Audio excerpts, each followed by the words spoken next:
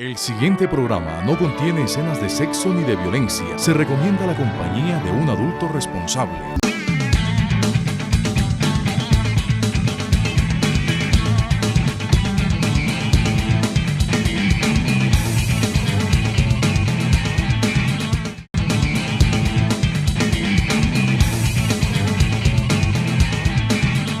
Quiero, de conformidad con lo previsto en el artículo 275 de la Ley Quinta de 1992, presentar mi renuncia irrevocable por la necesidad de atender el llamado democrático que me han hecho un buen número de personas que desde hace muchos años son mis electores y que ahora aspiran a que los represente en la contienda electoral territorial que se avecina en el próximo año 2015.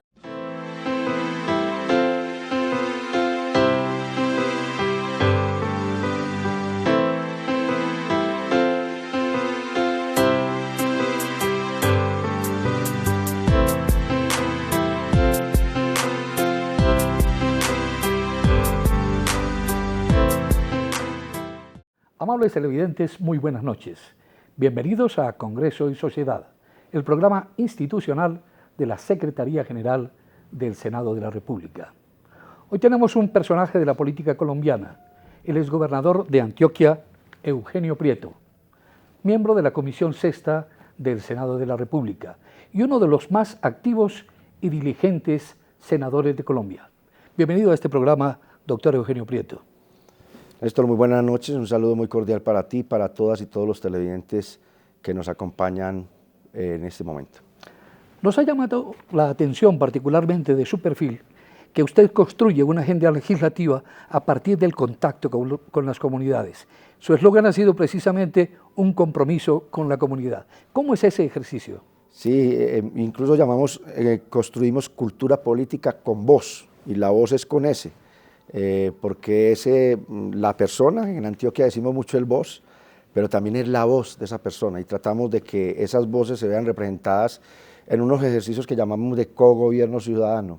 Esos ejercicios aprendimos a construirlos con Guillermo Gaviria Correa y Gilberto Echeverry Mejía, que en paz descansen, y utilizamos una metodología que se llama la planeación estratégica situacional, dialogando y conversando con la gente, y parte de un tema muy importante. No se gobierna solamente desde las instituciones, desde el Estado, nacional, departamental o municipal, sino desde cualquier espacio donde hayan organizaciones sociales, gremios, sindicatos, jóvenes, mujeres, y en esas conversaciones se construyen propuestas para el legislativo o para el ejecutivo. En IDEA, Instituto de Desarrollo de Antioquia, se dio usted a conocer como ejecutivo. ¿Cuáles fueron los logros y cuál fue la filosofía con la que se obró para rescatar el pueblo antioqueño que venía de una evidente desmoralización por toda esta etapa funesta del narcotráfico? Bueno, mi concepción es una concepción humanista. Yo soy liberal precisamente por la filosofía moral del liberalismo que centra su ejercicio en el ser humano como el centro de toda actividad, la filosofía griega en su máximo esplendor. Y en esa concepción humanista fue lo que llevamos a la IDEA. Logramos llegar a todo el departamento de Antioquia. La IDEA es una institución extraordinariamente bella, acaba de cumplir 50 años y se nace como la continuidad del ferrocarril de Antioquia que se vendía a la nación. Pero digamos, las personas que lo soñaron y que lo gestaron, quisieron que esos recursos siguieran girando en los municipios para las obras y progreso y bienestar. Entonces la IDEA le presta plata a los municipios, adelantando los recursos de las transferencias, y ellos pueden hacer las obras con unas tasas de fomento realmente, pero además entonces la IDEA comenzó a incursionar en nuestro gobierno más profundamente en el tema de la administración de recursos y a gestionar ya más recursos nacionales, y se convirtió en una entidad muy importante. Además venía, hay que reconocerlo, por gobiernos liberales, conservadores, muy bien tratado, muy cuidado y muy protegido en la sociedad antioqueña. Y esta institución se convirtió reconocida como una de las 17 instituciones más transparentes de América Latina. Y bueno, allí hay todo un proceso que la sociedad antioqueña valora, cuida y protege. Y de ahí tuve la oportunidad de salir a a gobernar el departamento por el secuestro del gobernador Guillermo Gaviria Correa, que en paz descanse, y el doctor Gilberto Echeverry Mejía. En unas muy dolorosas circunstancias asumió usted la gobernación de Antioquia y nos llama la atención, estudiando su personalidad, un mensaje que había dejado el doctor Guillermo Gaviria cuando emprendió ese camino hacia la conquista de la paz, que era su gran sueño, y había dejado una carta para ser leída en caso de cualquier eventualidad. Dice: mi voluntad, por tanto, en caso de un secuestro, es que el país no acepte ningún tipo de concesión como contraprestación a mis captores por mi liberación. Durante mi ausencia temporal deberá asumir la gobernación como encargado el doctor Eugenio Prieto Soto. Ese nivel de confianza, se ha creado entre ustedes una gran sinergia y un sueño por transformar el departamento. Sí, yo nunca he conocido un ser humano tan comprometido con la transformación social de un territorio, tan preparado, con la visión tan amplia y la capacidad de ir tejiendo cada momento. Y él lo que hizo fue prevenir que una situación de esta se pudiera presentar, y sin decirme nada, porque ni a mí ni a nadie le dijo nada, dejó un sobre cerrado, pues dejó ahí su decisión. La confianza más grande, como usted dice, Néstor, que me hayan entregado en mi vida, pues sin duda alguna es esa, y traté de honrarla al máximo. Yo dije 3 palabras cuando asumí la gobernación del departamento de Antioquia: honor, dolor y esperanza. El honor que puede significar para cualquier ciudadano del departamento asumir la primera magistratura de un departamento tan importante como Antioquia. El dolor de hacerlo por la ausencia del capitán y timonel, del amigo secuestrado absurdamente, y la esperanza de que mientras estuviésemos allí, pues no se perdiera el rumbo que venía trazando el señor gobernador secuestrado, el doctor Guillermo Gaviria, y lo que habían votado los antioqueños y las antioqueñas en las urnas. Respetamos hasta el final esa decisión de los antioqueños en ese voto programático y lo que él estaba pensando, porque participamos en la construcción del plan de desarrollo. Y creo que honramos la memoria del gobernador, trabajando con denuedo, con entrega, con sacrificio, no solo yo, sino todo el equipo de trabajo que allí quedó, porque hicimos una gran sinergia y desatamos procesos muy interesantes: Maná, Viva, RIA, el saneamiento fiscal del departamento, organizamos la casa, dejamos procesos de gestión muy bellos, muy importantes, incluso ejercicios desde el punto de vista administrativo, de gestión de la calidad en las secretarías, en las instituciones descentralizadas. El departamento se preparó para una nueva época, que es en la que está. Bueno, es natural que usted se conmueva ante este recuerdo de épocas tan dolorosas y a la vez tan esperanzadoras, como usted lo dijo cuando asumió la gobernación de Antioquia. Pero ese hecho de la muerte de Guillermo Gaviria también marca un derrotero político en su vida, genera unos cambios profundos en su situación personal. Quiero a los lectores, a los televidentes, leer este testamento político de Guillermo Gaviria. Quiero concentrarme, Eugenio, en tu gran capacidad, tu alto sentido de responsabilidad y la loable lealtad que has demostrado para con quien, en primera instancia, el programa de gobierno aprobado y escogido por los antioqueños y antioqueñas, y a través suyo para conmigo, y la confianza que en buena hora deposité en ti. Qué grato para mí saber que, a pesar de estar cautivo y privado de tantas cosas, puedo sentir que no se me ha separado del gobierno y mis esfuerzos dan fruto. Cuán alegre y orgulloso puedes sentirte tú, Eugenio, de haberle mostrado al pueblo antioqueño el excelente gobernante que eres. Es un conmovedor testamento político.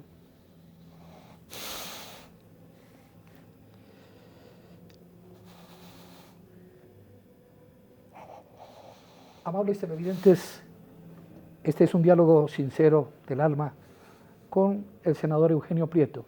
Vamos a algunos mensajes institucionales y ya regresamos.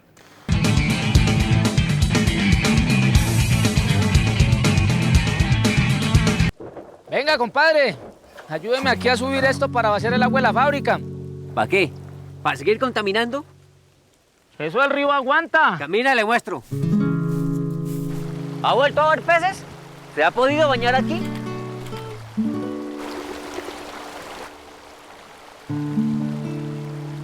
¿Necesita más pruebas?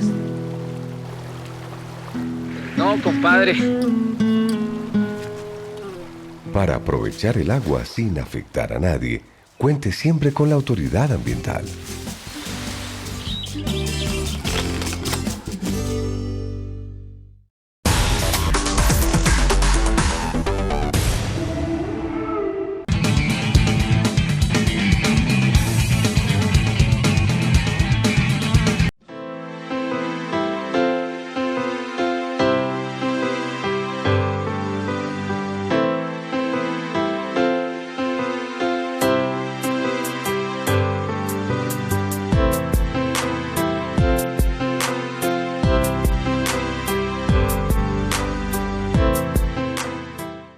Regresamos a Congreso y Sociedad con el senador antioqueño Eugenio Prieto.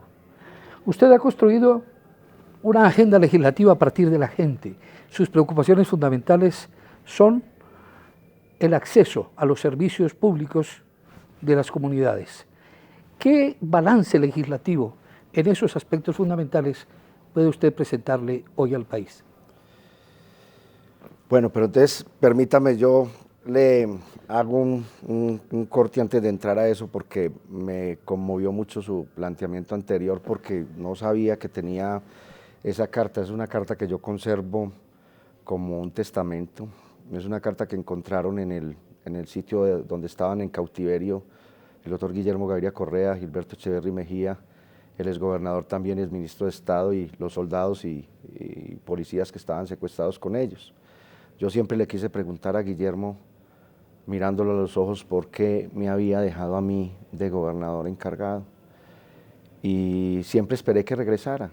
Trabajábamos todos los días pensando que ya iba a volver, que lo íbamos a tener de nuevo con nosotros, a él y a Gilberto, que era otro ser de una dimensión humana extraordinaria, que representaba esa cultura antioqueña con todo su esplendor. Todos sus valores. Con todos sus principios y valores, el valor de la palabra, su alegría, la su espíritu, su compromiso, su capacidad. Ellos dos eran seres humanos extraordinarios y cuando a mí me entregaron esta carta me impactó mucho porque un ser humano en cautiverio, escribir eso no tiene nombre, no tiene dimensión y me disculpan también las televidentes y los televidentes que me haya salido un poco, pero es mi mayor gratitud. Yo creo que no hay otra gratitud y otra impronta para el alma que esas palabras. Lamentablemente uno hubiera querido que seres humanos de esta talla y de esta dimensión estuvieran hoy sirviéndole al país.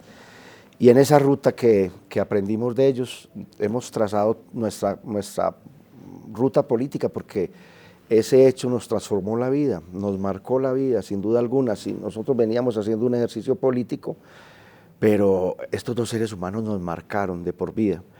Y además que aprendimos muchas cosas, ellos eran ingenieros, y yo a los ingenieros les he aprendido el método, ellos tienen método, y hay veces que nosotros en el ejercicio de lo político expresamos, proponemos, sugerimos, pero no tenemos método para desarrollar, y ellos sí lo tenían. Y en ese orden de ideas nosotros siempre planificamos, construimos y hacemos. Por eso el tema del cogobierno que usted planteaba al inicio de este programa. Y en esa ruta de pensamiento socialdemócrata, de inclusión, de buscar causas de las violencias, de buscar transformaciones sociales en el territorio, pues desarrollamos programas muy bellos en el departamento de Antioquia, gestados y ideados por Guillermo, por Gilberto, acompañados por nosotros. Muchos de ellos los hemos traído acá al Congreso de la República y seguimos un sendero. Ahora yo me encontré en la Comisión Sexta varias rutas, una de ellas en los servicios públicos, que indudablemente desde nuestra filosofía liberal, después de los derechos humanos, los servicios públicos son lo que más tienen que ver con el bienestar de la gente. Y ahí están pues todo lo que tiene que ver con la educación, con el transporte, con las comunicaciones, con los servicios públicos domiciliarios, el agua, la energía, el gas, el aseo, el saneamiento básico. Así que ahí he trabajado enormemente, me he dedicado y me he concentrado fundamentalmente en esos aspectos. Y en eso de los servicios públicos, ustedes tienen un logro, el del consumo mínimo vital, por ejemplo. Bueno, hemos venido avanzando porque nos habíamos quedado en el tema constitucional del mínimo vital y en sacar un desarrollo constitucional. Yo lo que he dicho es que en el Estado Social de Derecho es muy diferente al Estado de Derecho. En el Estado de Derecho el legislativo tiene que expedir para poder hacer valedero muchos de los temas de la Constitución. En el Estado Social de Derecho no, la Constitución es ley de leyes, y en ese orden de ideas hay unos temas ya establecidos y la Corte nuestra, en esa ruta de la finalidad social del Estado, ha sido clara en el derecho que tienen las personas, como lo dice la Corte, en estado de indefensión social a ese mínimo vital. Entonces venimos buscando mínimo vital en agua, en saneamiento básico, en energía, en gas, en telecomunicaciones, en acceso a telecomunicaciones. E inicialmente presentamos un proyecto para agua, cuando la Corte expidió una sentencia en el 2012, en diciembre, para energía, lo replanteamos y lo pensamos para todos los servicios. Y ahora vamos a tener que partir porque todavía no ha habido un desarrollo a fondo, pero lo que sí hemos encontrado es la ruta. El tema no es ya de carácter constitucional, sino que es una ley ordinaria que se centre fundamentalmente en el esquema y en el modelo tarifario y en los fondos de redistribución que están contemplados en la ley 142, que es una ley de carácter especial.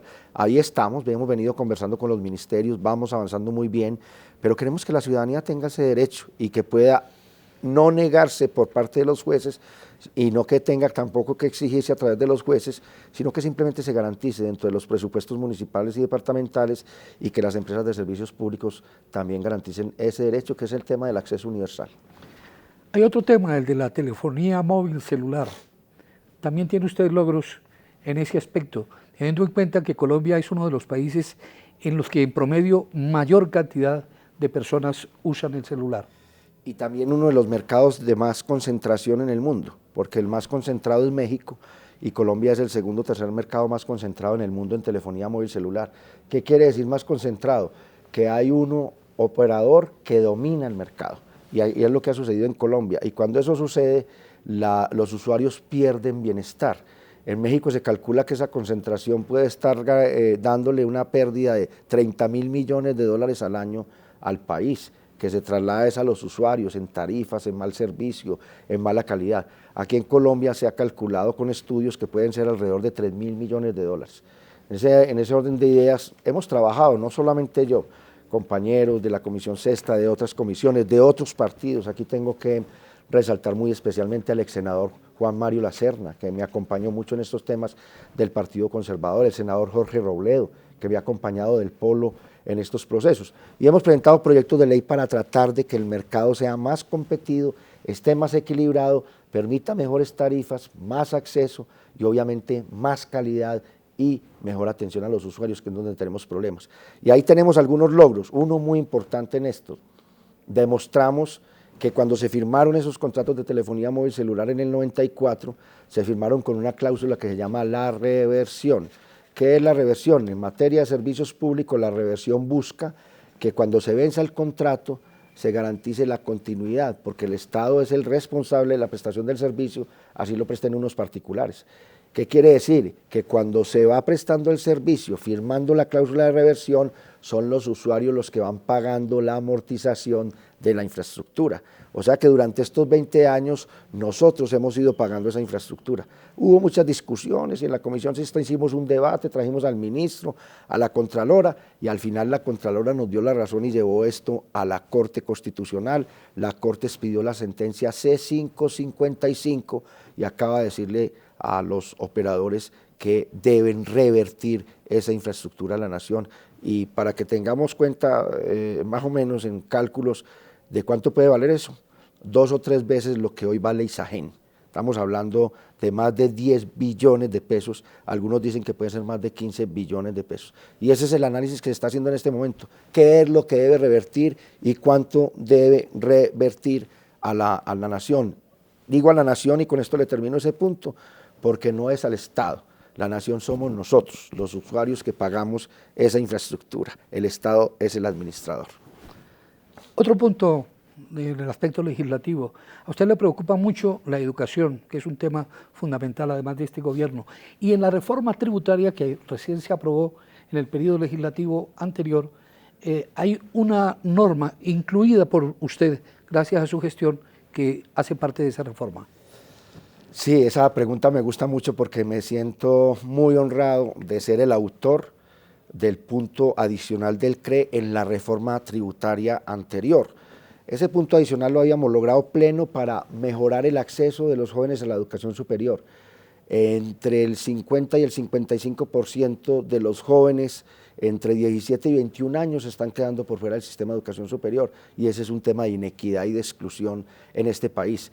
Y ese punto adicional del CLE, que nos lo partieron punto 4, 30 para agricultura, 30 para salud, y nos dejaron el 40% para educación, ya le está girando recursos desde el año anterior a las instituciones de educación superior públicas, y le llegaron recursos, por ejemplo, en mi tierra, a instituciones como la Fundación Universitaria de Envigado, que nunca había recibido un peso del gobierno nacional, a la Débora Arango de Envigado, que hace un esfuerzo enorme y nunca había recibido recursos del gobierno nacional, el Politécnico Jaime Sasa Cadavid, el Colegio Mayor, el ITM, y eso es muy importante porque acompaña los esfuerzos de cobertura de los entes territoriales, pero además a las universidades públicas, a todas les llegó recursos en todo el país. Este año ya llegó la otra parte, y ahora en la reforma tributaria que acabamos de aprobar, ya el punto adicional del CRE, no en el punto 4, sino en el punto 6, en el 60%, no va a ser temporal, sino permanente, lo que quiere decir que le estamos entregando un instrumento de más recursos a la educación superior de este país para el acceso. Congreso y Sociedad con el senador Eugenio Prieto. Vamos a algunos mensajes institucionales y ya vamos a hablar con este personaje sobre el futuro político y sobre la realidad social del país y el gobierno de Juan Manuel Santos.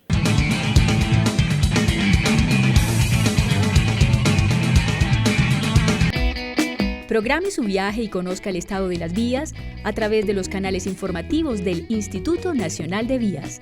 Desde su celular marque gratis al numeral 767 o llame a la línea gratuita nacional 018-1227-67.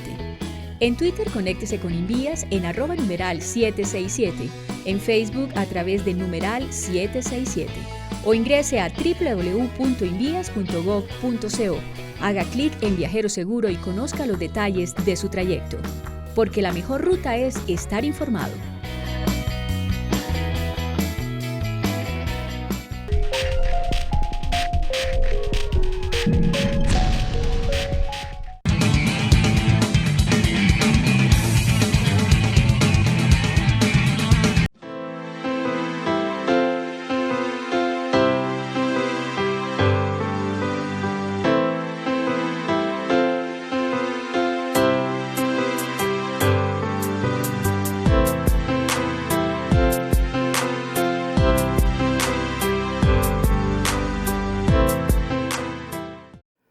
Retornamos al Congreso y Sociedad con el senador Eugenio Prieto, liberal del departamento de Antioquia. Él es uno de los más organizados, activos y diligentes legisladores de este país. Con él podríamos hablar sobre muchísimos temas, porque es experto y estudioso de muchos de ellos. Vamos a tocar algunos aspectos humanos de su personalidad y qué le espera en la actividad pública. Usted es lector, voraz también, tal como es en todo el resto de sus actividades. Es casi que podríamos llamar hiperactivo. Cuéntenos, senador, ¿qué personaje de la política universal inspira su actividad? Bueno, hay muchos pensadores que a mí desde la Revolución Francesa me han llevado a formar mi espíritu liberal. Y particularmente acá en Colombia hay un hombre como Rafael Uribe Uribe, a quien yo le profeso ahora en los 100 años de su natalicio profundo respeto por su pensamiento y por sus ideas liberales. Hoy admiro mucho a Barack Obama por lo que él representa, no solo como el presidente y desde las ideas socialdemócratas en Estados Unidos, sino por ser yo escribí un artículo en mi columna dominical, un negro en la Casa Blanca, un descendiente de esclavos en un país completamente de una cultura racista, estar hoy en la Casa Blanca y ser reelegido. Albert Einstein, por ejemplo, me apasiona lo que él era, lo que él representaba, su forma de pensar. En fin, yo leo las biografías porque me parece muy interesante tener como la posición del gobernante, del dirigente en el momento histórico, analizarlo, por qué lo llevó a pensar, qué lo llevó a tomar decisiones. Me apasiona un poco ese tema, como también leo novelas, procesos, temas mundiales. Ahora estoy muy encarretado con un libro de unos profesores de la Universidad de Harvard, que se llama ¿Por qué fracasan los países?, que hace un análisis sobre las fortalezas de la institucionalidad, por qué un país avanza más que otros desde la capacidad de su capital social, y, en fin, hay unos temas que no. Y también me gusta incluso la poesía, me gusta leer poesía, tengo mis poetas favoritos. Yo creo que la lectura toda va como dependiendo del momento, y trato siempre de tener libros que no tengan que ver con lo que estoy haciendo en ese momento para poderme apartar. Usted escribió ha dicho que admira las posibilidades que le da el lenguaje para construir argumentos sólidos. Sí. Eso lo convierte en un buen lector. Pero es que escribo semanalmente. Yo tengo una columna en el periódico El Mundo de la ciudad de Medellín, que ya creo que voy a llegar más o menos a los 15 años de estar dominicalmente escribiendo. Y esa disciplina, usted que es periodista, que es comunicador, sabe que es exigente, porque a mí me gusta escribir con argumentos, escribir soportando, porque creo que parte de lo que este país necesita es capacidad de diálogo, capacidad de construir desde el diálogo, y el diálogo necesita el respeto al otro, el respeto a las ideas, pero también la capacidad de defender con argumentación las propias ideas, y eso es lo que trato de hacer permanentemente en el día a día, en mis escritos o en los espacios políticos, sociales o académicos en los que esté. Es precisamente esa disciplina de la lectura, conjugada con su actividad política, lo que lo ha llevado a ser un líder de opinión en el departamento de Antioquia y a presentarse hoy como uno de los candidatos con mayor favorabilidad, bien sea a la alcaldía de Medellín o bien sea la gobernación de Antioquia. ¿Es cierto que usted va a optar por una de esas opciones? Yo soy senador de la República, elegido popularmente. Cuando estuve en mi campaña, muchos ciudadanos y ciudadanas me decían, ¿por qué no se queda para que sea candidato a la gobernación de Antioquia o a la alcaldía de Medellín? U otros me decían incluso, nosotros lo vamos a elegir, pero no nos puede rechazar en ese momento esa probabilidad. Y yo lo que le respondía a la gente es que yo trabajo en un proyecto político, y donde ese proyecto político me requiera que realmente sea útil, pues ahí estaré. Una reflexión final, doctor Eugenio Prieto, y tiene que ver con el tema de la paz. Su gobernante espiritual es un mártir de la paz, el exgobernador Guillermo Gaviria. Él, en aras de la paz, entregó su propia vida. Usted está indudablemente comprometido con el proceso de paz que adelanta el gobierno de Juan Manuel Santos. ¿Cómo ve el proceso de paz de La Habana con todos estos altibajos y crisis que ha sufrido últimamente? Sí, agregaría y complementaría ahí, gobernantes espirituales, Guillermo y Gilberto, porque Gilberto también extraordinariamente dos luces, dos faros, dos guías en ese tema del compromiso con la paz en Antioquia y en Colombia. Y las víctimas, todas las víctimas, que ya se habla de más o menos 6 millones o más de 6 millones de víctimas que han padecido este absurdo y fratricida conflicto en Colombia. Nosotros desde el Partido Liberal, no porque sea el presidente Juan Manuel Santos, sino por convicción, dentro de nuestra plataforma ideológica y programática está la salida política a los conflictos. Y en ese tema hemos acompañado y vamos a acompañar al señor presidente Juan Manuel Santos, porque creemos que lo de La Habana es el proceso más importante que se ha dado en Colombia. Y hemos venido diciéndole también, con toda la esperanza que tenemos, con un optimismo moderado, creemos que tiene muy buenos negociadores el gobierno nacional, comenzando por un hombre como Humberto de la Calle Lombana, el jefe negociador del gobierno colombiano en La Habana. Y allí lo que se están dando son unas expectativas que, como bien lo dijo Humberto de la Calle, van a construir un borrador. Por primera vez hay una agenda elaborada con un tema que se llama terminación del conflicto, que es muy importante.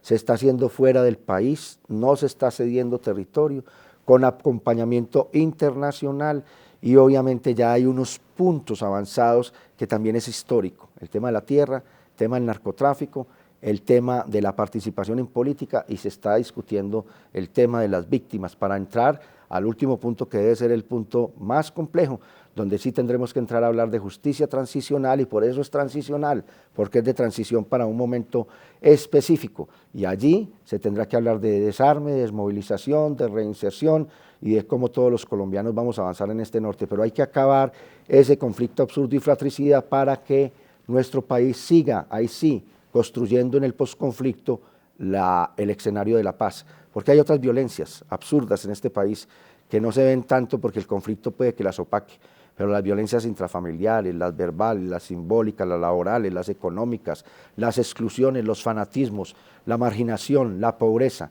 esas son las que tenemos que combatir como causas fundamentales de los conflictos que vive esta sociedad. Así que estamos jugados por completo y queremos decirle a los colombianos y a las colombianas, hay que tener confianza en un proceso que también quiero dejarlo en claro. Como ningún otro de esta magnitud, está avalado bajo una órbita que es el Tratado de Roma, la justicia penal internacional. Aquí nadie puede hablar de impunidad porque eso que gestemos nosotros en esa justicia transicional tendrá que ser avalado al final por ese Tratado de Roma, por esa justicia penal internacional. Así que seguimos, acompañamos, y este trámite que se dio tan complejo, Néstor, yo creo que fortalece el proceso, fortalece la autoridad del señor presidente de la República, muestra que hay unas FARC no desarticuladas y desintegradas en su unidad de mando, como habían dicho algunos, sino que por el contrario toman una decisión. Y obviamente faltan muchas cosas, el país está esperando, y con esto termino, gestos de paz.